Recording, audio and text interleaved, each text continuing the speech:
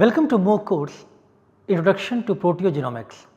From the last lecture, Dr. Kelly Ruggles provided you an overview of genomics and genomic technologies, how they are making revolutions for various diseases, especially in context of cancer. Today is going to be second lecture by Dr. Kelly Ruggles, and she will talk to you about sequence alignments with respect to the reference genome. Also, what are the terminologies like coverage and depth refers in terms of alignment of genes to the reference genome. She will talk to you about exome and whole genome sequencing, how it helps to understand the genome and different variations like copy number variants and mutation status, which may lead to various clinical conditions. The lecture will also describe about various type of SNPs, SNP arrays and applications of GWAS or genome wide association studies in a population with reference to disease. She will then cover about transcriptomic fields, which is going to look beyond the genome, how the transcripts are formed, how you can study RNA expression, and by using the RNA sequencing data or NGS technologies and various applications, how one could get some functional information just looking beyond the genome. So, let us welcome Dr. Kelly Ruggles for her second lecture.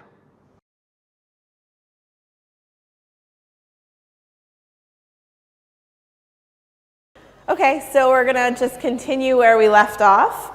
So at this point, I've sort of walked us through getting to the FASTQ raw data files. And now we're going to talk about what we do with it once we have those data files for all different kinds of omics analysis. So the first thing that we do is we have to align these sequences to a reference genome if a reference genome exists. I'm going to assume for the purpose of this that we have a reference genome. And so what that means is you take the short sequences and you match it against a genome that represents whatever species that we're looking at. So for example, for humans, there's reference genome, the current updated reference genome is HG38. The version before this was HG19. A lot of things still are in HG19, some things are in HG38. This is something that if you're doing an alignment or you're using data that is aligned to a genome, you should definitely always check the reference genome because it will completely mess you up if you use the wrong reference genome and you assume it's one and it's actually aligned to the other. So what a reference genome is just a sequence database that acts as a representative sample of a species. And so as I mentioned, for human, the current version is HG38. There's a mouse version, MM10. There's every species that has been sequenced has a reference genome you can look up if these are not including your favorite species to work with. And what the alignment does is it finds perfect matches. So anything where that 150 or 200 base pairs perfectly aligns to the genome, or it can allow for a certain amount of mismatches. And depending on the aligner and the settings, you can sort of put in how much mismatch you will want to allow. And then if you use, let's say, Illumina, you can get about 80 to 90% of the reads to map to either human or a mouse genome. There are a lot of problems that occur, if you have a chunk that maps to many different parts of the genome, you don't know which one it came from. And you can read about, depending on which aligner you're using, sort of the limitations and the strengths of each of the different aligners. And typically the output is what's called a SAM file, which is a sequence alignment map file. I'm not going to go into the details about this. We could have a whole day on SAM files, but if you want to learn more, I did include a reference here that's pretty thorough in terms of the SAM file format. And then there are some common tools. I mentioned two here. So Bowtie, which is typically now used for genomic alignment, and STAR, which is used for RNA-seq. I also included here some references if you're interested in learning more about either of those. We don't have time to go through all of the details about them today, but I did want to mention them. Has anyone used Bowtie? No. STAR? Neither? Great, all new. So that's good.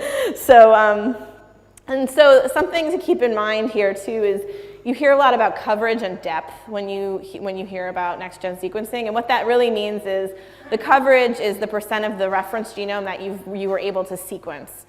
And then the depth is the redundancy of coverage, so how many reads you were able to get on average at a certain point within the reference genome. So, for example, 10x would mean 10 reads on average that you are able to cover across the reference genome. And the reads are the number of uniquely mapped reads here.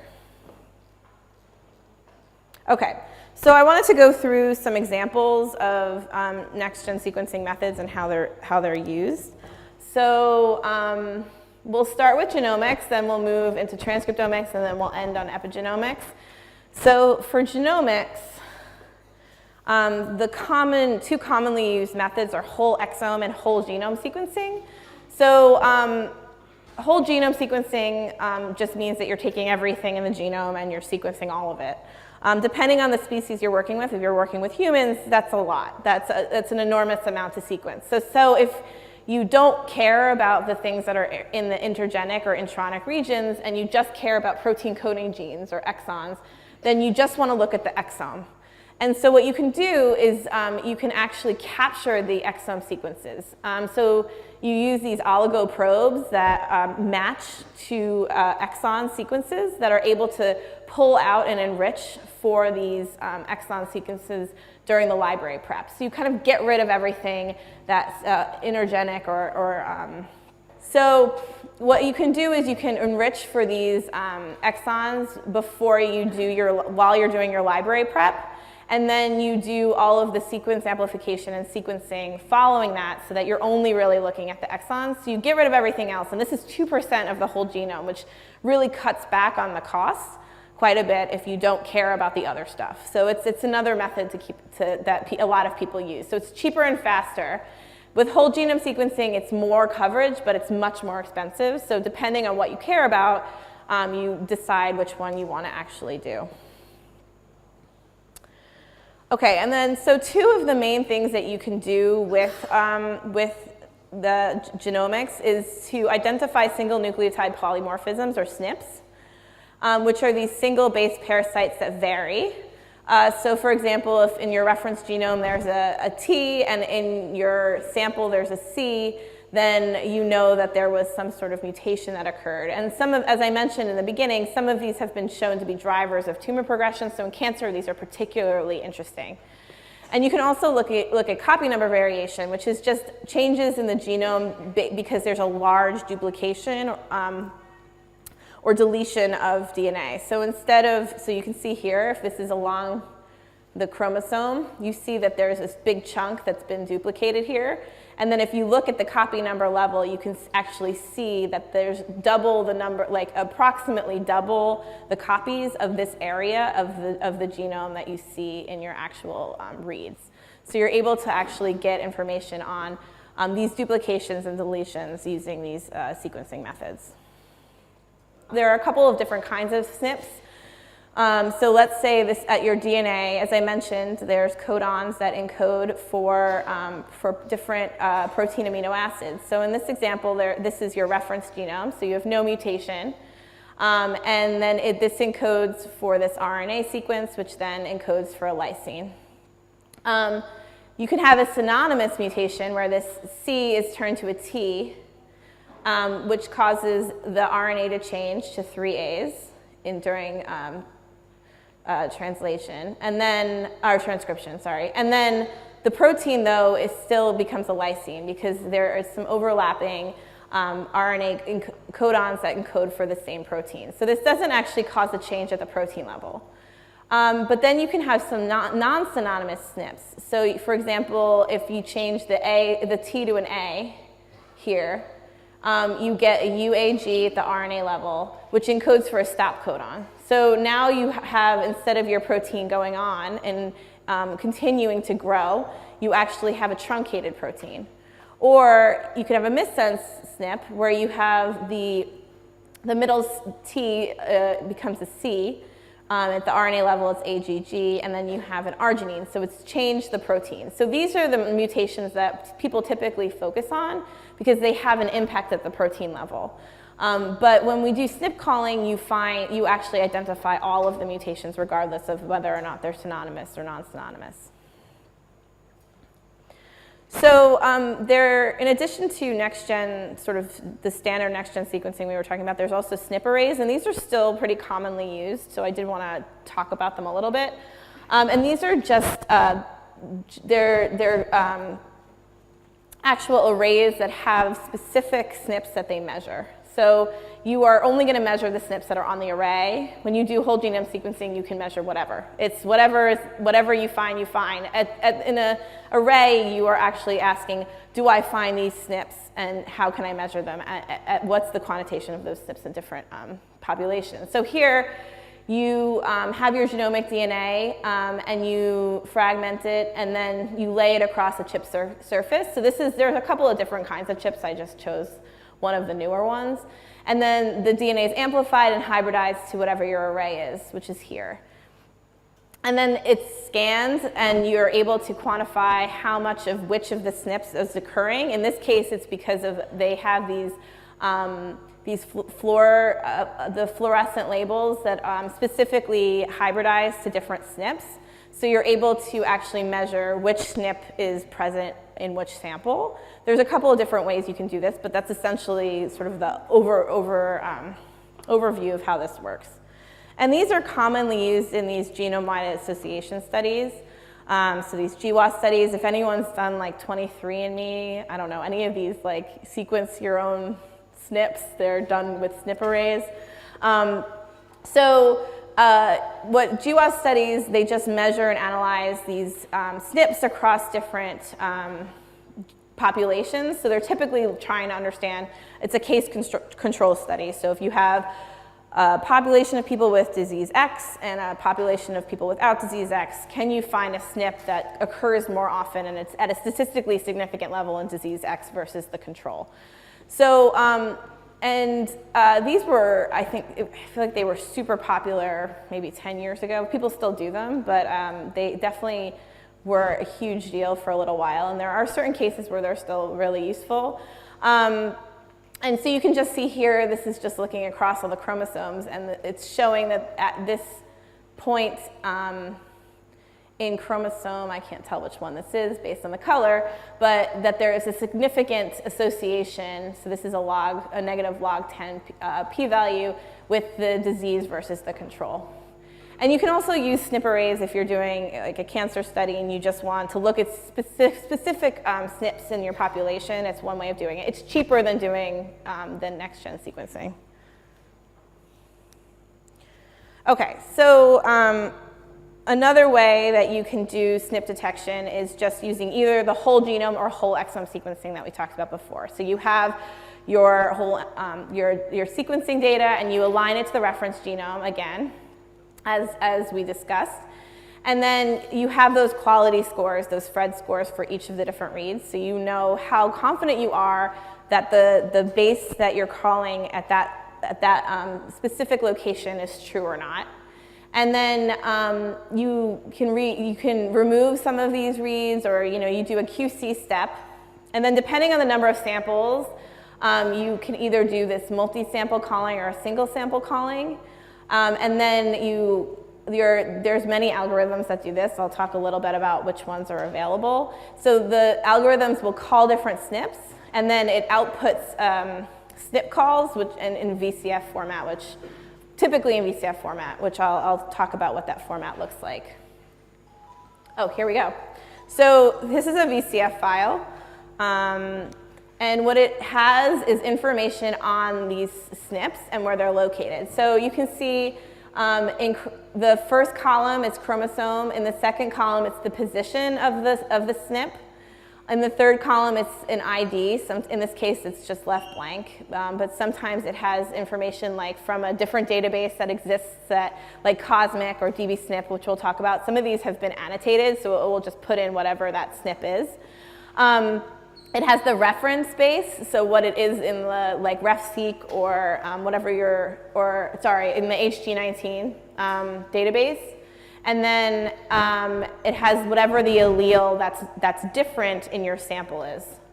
And then it has a quality score, and it can have all sorts of columns that go on and on that talk about what it is. So it depends on the data, but the first 6 are always there, and they're the most important. So there's a paper that came out in 2018 that reviewed some of these variant calling pipelines. I've included it here. So again, the general steps for all of these algorithms are to align to the genome reference, do this recalibration and QC step, then do the variant calling and look at the quality of those, and then filter out the variants based on the quality that they come up in your variant caller. So there's a whole bunch of pipelines. Everyone has a favorite. It's usually the one that they created, or that they know the person who created it. That's how these things work, right? But a lot of people, what they do is they use several of them, and then they look for overlaps. And that seems to be the best way of doing this, because you know that if all of them have different strengths and limitations, and then you know if it was called by several, then the overlap is probably the best way to go. And then there's several SNP databases that are really useful if you're working with these SNPs. So for example, there's dbSNP, which is just a collection of every SNP essentially that's been identified. Yeah, explain variant calling. Is that what you said? Yeah, so what it is essentially it's taking your chunk of sequence and it's comparing it to the reference, and then it's saying, this nucleotide always comes up different in a whole bunch of reads, this one nucleotide. And it will pull out the fact that nucleotide is different in a whole bunch of reads. And then it gives it a quality score. So it will output that information. Okay, so there's a whole bunch of SNP databases. dbSNP, which I mentioned, is just a collection of a bunch of SNPs that have been identified. Cosmic, which is specific for somatic mutations in cancer. So if you're working with cancer, this is a really a good one to look at. OpenSNP, where you can actually upload your SNP data. I can't believe people do this. Apparently people do this. They get their SNP data from these companies, and then they upload it so that other people can use it. They're very trusting. This ISGR, which was started as the 1,000 Genomes Project. Has anyone heard about the 1,000 Genomes Project? Great. It's pretty interesting, and I think they keep adding more and more data, so it's really useful if you're looking at SNPs in different populations. They're just trying to get DNA from people all over the world to try and see what SNPs occur in different populations. And then there's GoExome, which is a SNP database from a lung, heart, and blood disorder project. Okay. And then copy number variation, as I mentioned, is just looking at these changes in the genome due to these duplication or deletions of large regions of DNA. And this is also really often occurs in cancer, so it's something that we pay a lot of attention to and use whole genome or whole exome sequencing to get information on. We were doing, CNV, we were looking for CNV. But after that we changed and we are not looking CNV. So you think that CNV is like less popular now? Yeah, I'm asking you. I mean, all of the projects I've worked on, we still do it, and we still do include it in our data analysis. I think also if you're doing, if you're doing the whole genome or the whole exome sequencing already to get your SNPs, then why not do copy number? So I think it's also like if you already have the data, you're gonna do it. Okay, so I'm gonna move on to transcriptomics. So the old way of doing high throughput transcriptomics was using microarrays. So these are gene expression arrays where, similar to the SNP arrays, where you have a set number of genes or now in this case, genes that you want to measure. And you can then, you have this chip where you make this cDNA of so you take your RNA and you make a cDNA using reverse transcriptase. And then, so you're just taking your single strand and you're making it a double strand. And then you fragment it and you put it on, you label it with this fluorescence, and then you add it to this microarray, and it hybridizes, so you have probes for specific genes or transcripts in your microarray that you then measure. So you just, if you have a lot of a certain transcript, there will be a lot of things that stick to that probe, and then you can measure based on how much fluorescence there is in each of the cells, how much transcription you have in that gene. So this is the sort of the old way. I think there are some people who are still using this, but for the most part, people have moved right into RNA-seq. So I'm going to spend some time on RNA-seq. So in RNA-seq, it's similar to the whole genome and whole exome sequencing, where you have your sample, you isolate your RNA, and you do a library prep like we discussed before. You load on your flow cell, and you do this next-gen sequencing. In this case, the only difference is that you're measuring RNA instead of DNA.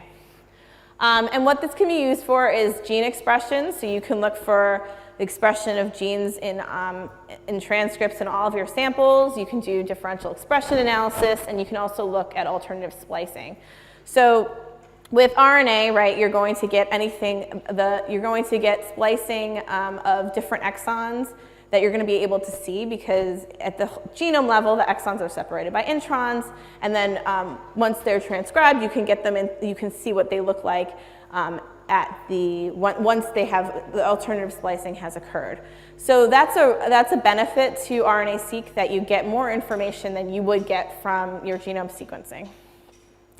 Some people also do SNP calling from RNA-seq. I've talked to a lot of people about this, and there's a higher error rate, so there's some worries about using RNA-seq to do SNP calling, but it's something that people do.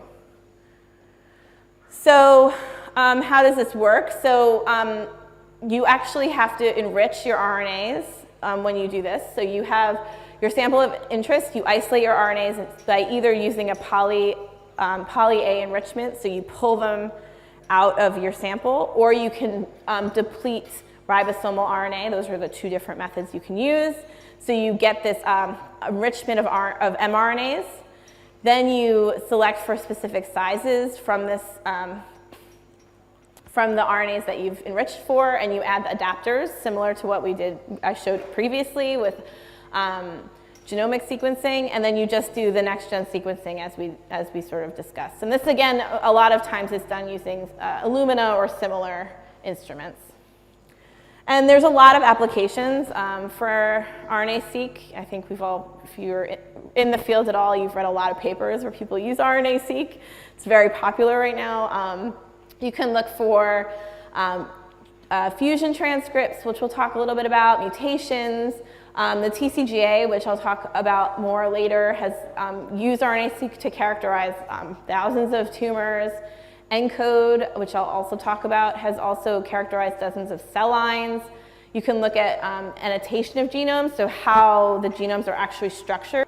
And then you can identify RNAs that are associated with disease. You can also look at microRNAs. That takes a totally different process of sample prep, but it's the same. Once you kind of isolate that microRNAs, you can sequence them and look similarly at how they're expressed in different diseases.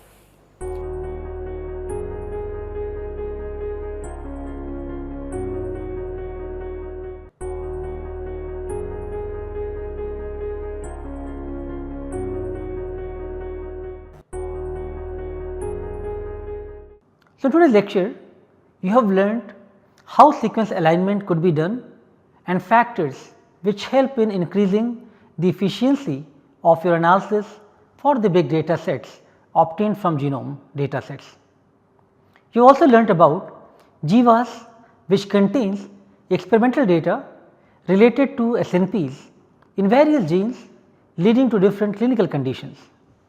Dr. Kelly has also helped us to understand how to use the raw files of NGS in SNP data analysis, and I hope you have also learnt about various SNP databases like COSMIC, which contains somatic mutations in human cancer, GoExome, which is SNP database for lung, heart and blood disorders, and many more. So, I hope by understanding, by listening to these lectures, not only you are getting refreshed about the genomic and transcriptomic and basic of these technologies, but also some of the databases and resources which are available, from where you can obtain lot of new information from the publicly available data sets. In next lecture, Dr. Kelly will talk to you about how one could use RNA sequencing for transcriptomic studies and interpretation of data for much more meaningful insights of a given disease. Thank you.